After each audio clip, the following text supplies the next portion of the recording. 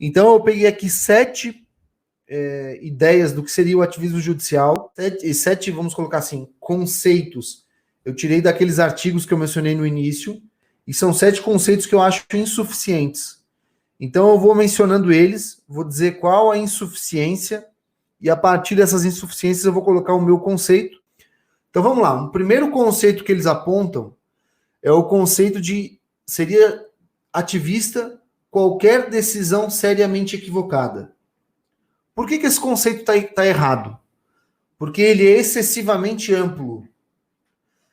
A razão é muito simples, gente. Uma decisão pode se equivocar por várias razões, perdão.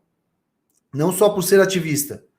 Então ela pode fazer uma má análise probatória, ela pode se equivocar quanto ao direito vigente, ela pode fazer um mau enquadramento normativo. Então tem várias razões, tá? Então isso aqui dá pra gente, só que ela tem elementos de verdade.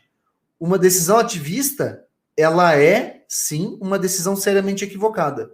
Mas aqui você está confundindo o gênero pela espécie, tá? Então ela é esse conceito aqui, ele é excessivamente amplo, tá bom?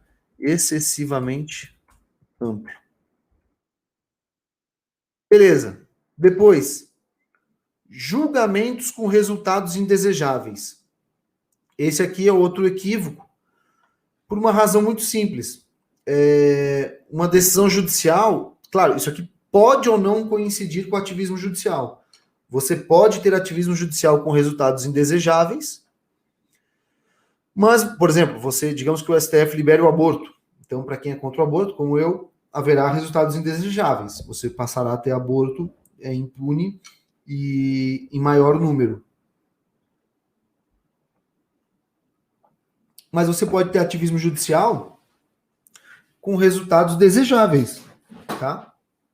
Então, digamos que você, sei lá, digamos que uma pessoa está sendo injustamente processada por aborto. Daí o juiz é ativista, ele vai lá e absolve ela dizendo a criminalização do aborto é inconstitucional. Então essa decisão ela é ativista, porque ela decretou a inconstitucionalidade, e isso não há razão jurídica suficiente para isso, mas o efeito é desejável, porque a pessoa era inocente, entende? Então não há uma coincidência perfeita entre os dois fenômenos, beleza? Esse aqui é digamos assim, efeito meramente possível, não necessário. Não se confunde com o próprio conceito. Maravilha. Deixa eu aumentar um pouquinho aqui, ó, para a letra não ficar tão pequenininha, que eu estou colocando mais coisas, daí o próprio sistema ele reduz, né? Tá. Depois, julgamentos que derrubam estatutos aprovados pelos demais poderes. Esse conceito aqui tem 2 problemas. Problema número 1.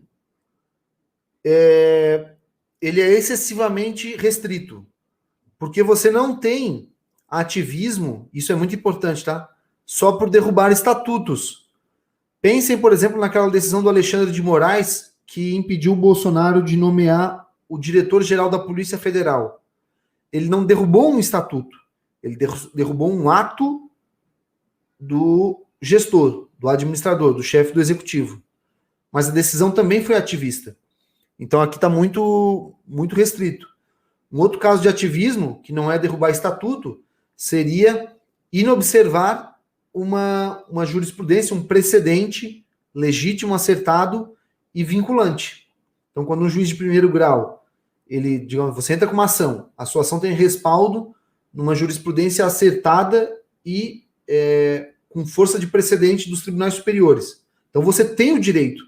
E o juiz julga improcedente porque simplesmente ele não concorda com a jurisprudência, tá? Então isso também seria ativismo do juiz de primeiro grau, concordam? Então isso aqui em primeiro lugar, ela está muito excessivamente restrita. Mas por outro lado, ela está muito ampla.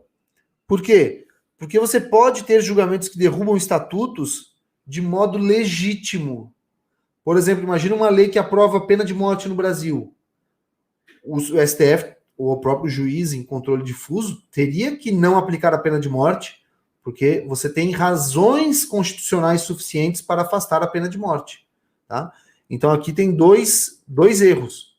Um está excessivamente amplo, restrito, porque ignora o ativismo contra atos do gestor, do Poder Executivo, atos de administração pública, né? Ou violação de precedente, tá? Autorizado, vinculante.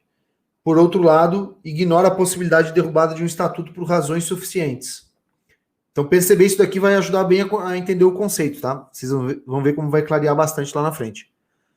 Decisões que ignoram precedentes. Qual que é o problema?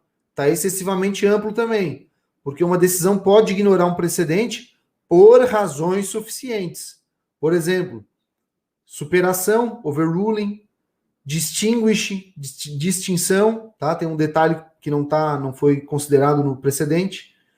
Então, então isso aqui está confundindo, né? A decisão ela é ativista por ignorar um precedente sem razões jurídicas suficientes, tá? Simplesmente porque o juiz discorda do precedente fixado. Veja como essa questão da razão suficiente é muito importante, tá? E ela vai estar lá no nosso conceito mais tarde. Decisões orientadas pelos resultados. Mais uma questão que, digamos assim, está muito amplo aqui. Você pode, a nossa própria LINDB hoje, ela prevê que o juiz tem de levar em conta os resultados. Então, se ele leva em conta os resultados dentro do marco legal, dentro do quadro legal, não é ativismo. Quando é que vai ser ativismo? Quando o juiz está tão obcecado pelo resultado que ele quer atingir, que ele ignora o direito.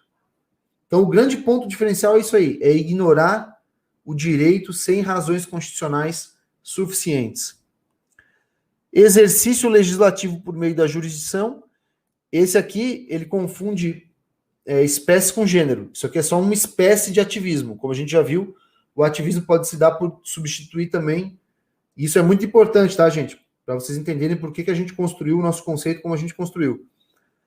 Você pode ter ativismo também, não por exercício legislativo, mas por exercício de gestão administrativo. O tribunal substitui o gestor, tá? Ou também o tribunal, o juiz de primeiro grau, por exemplo, substitui o tribunal que estabeleceu o precedente vinculante. E por fim, um último conceito que eles apontam, que também me parece insuficiente, que é decisões que se afastam de métodos consistentes de interpretação. Então, isso daqui, ó, eu entendo que é o meio pelo qual o ativismo ocorre, mas o conceito não está suficiente porque ele não diz o que a decisão ativista faz, tá? Porque, como a gente viu, você pode ter uma decisão que se afasta de métodos consistentes, mas ela não incorre em ativismo, ela incorre, por exemplo, má interpretação do direito, tá? Ela incorre em má interpretação da produção de provas, tá legal?